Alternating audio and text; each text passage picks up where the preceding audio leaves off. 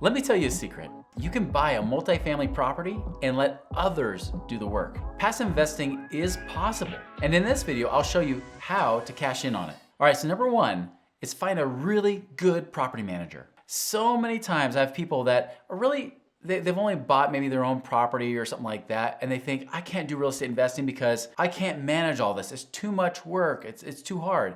Exactly. I don't like to do it either. In fact, I'm a horrible property manager doing my own properties. That's why we recommend you find a great property manager. Find somebody else to manage it for you, not have you do it all yourself. Because you're right, it's hard, it's difficult. You don't want to get those calls at all hours of the night. You don't want somebody like you having to go in and plunge somebody's toilet or do anything like that. Trying to arrange to do repairs, deal with issues if the tenant's late on their payments or anything like that, or even worse, finding tenants, especially if you're dealing with a multifamily property, finding all those tenants makes it really difficult. So if you're gonna buy your own property and try to control it, find a good property manager, somebody who takes that off your plate.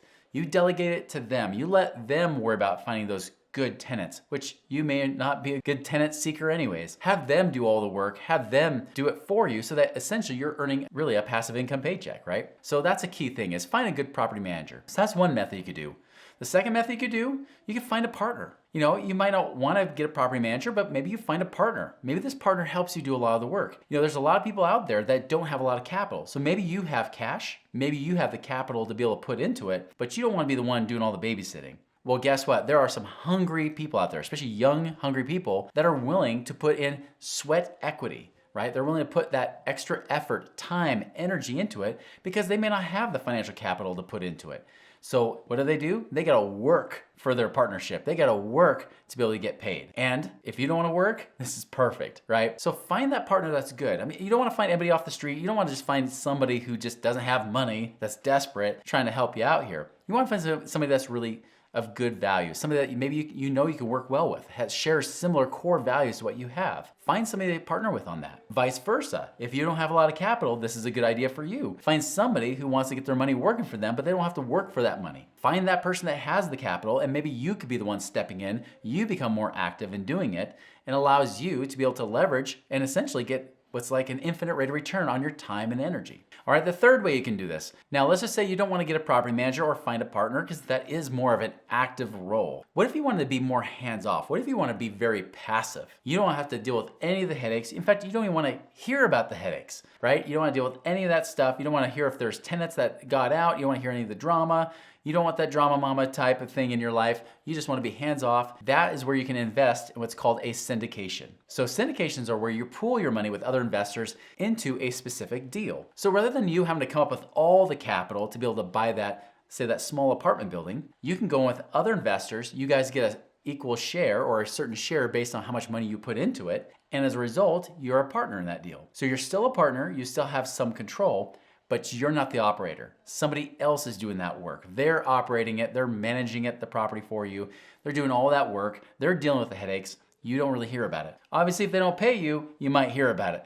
But for the most part, what they're doing is they're just paying you based on that. Nice thing with syndications, sometimes they'll even put in some certain perks in there. They might give you a certain minimum required interest. They call it a preferred return.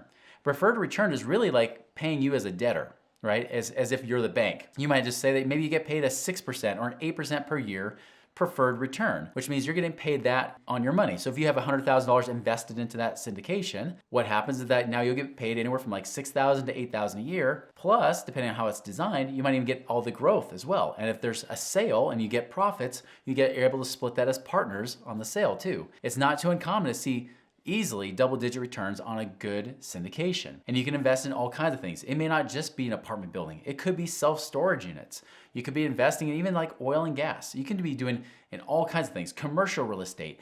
There are so many different ways to invest by using a syndication, but it's just one thing. Now I'm gonna pause right here really quickly. I'm gonna give you a little bonus, an extra tip here that I wasn't planning on, just to talk about a little bit because I had a question coming in from one of you that I think I need to address. So hang in for a little bit because we're gonna talk about that. All right, here's the fourth thing. The fourth option you can do is invest in a multifamily fund. Now, the biggest concern or risk that many people have is, beyond just who the person's operating and doing the syndication, is what if that one deal has issues? You're not very well diversified, are you?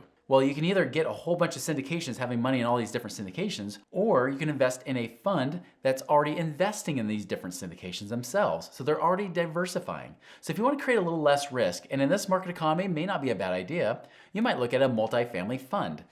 Funds are just like syndications, but again, they're pulling all your money to then go invest in these various syndications. A lot of times, because they have a lot of money, they can actually negotiate better returns, better interest rates than what you would get by yourself. So the funds can actually be a great way to not only diversify, but maybe even get a better return on your investment based on how it works. The risk is, of course, is that you don't know where you're investing. There's now 2 layers of separation because you're not investing directly in that deal. You're now trusting the person that owns the fund, and then that person that has the fund is then trusting the syndication. And so you are a little bit more hands-off. That does increase more risk, but this keeps you very distant from any issues that are happening. And the good news is if a syndication does have an issue, good news, you have other types of things going on. You have other syndications you're invested in that might be able to help you bounce back from that, or at least weather that storm that you might be going through. So there's always some things going on. There's always payments happening. Again, never guaranteed, but it's definitely awesome. All right, so as promised, I want to talk about a bonus, because when I talk about funds, right, or syndications, people automatically start thinking REITs, right? R-E-I-T, real estate investment trusts. I am not talking about investing in REITs. REITs are basically mutual funds that invest in real estate-based type of things. Warning, REITs aren't usually the best investments. A lot of times the money managers that invest in these real estate investment trusts, they're not usually investing in good ones. We heard this with Blackstone, for example, right? I mean, they were buying up properties that were 20% overvalued, and now they're trying to figure out how to offload their deals, right? They just don't really apply. The same thing with REITs, because they know it's a long-term hold, they may buy it for a bad price. They might buy it where you're in the hole. You're not really making money or not making a lot of money. So real estate investment trust or REITs, I'm not a big fan of those. In fact, I would rather invest myself personally, I would rather invest in a fund where I know I can get usually better returns than a REIT and probably have less of that kind of risk, that bad management risk that happens with REITs so often. So I would just say, again, we can't give investment advice here, but I will definitely say that REITs are not the same category as what we're talking about here when you buy and own a property versus invest in a syndication or even invest in a multifamily fund. So guys, if you think this video is valuable at all, please like this video, subscribe to our channel, and check out this next video, what to invest in while stocks are down.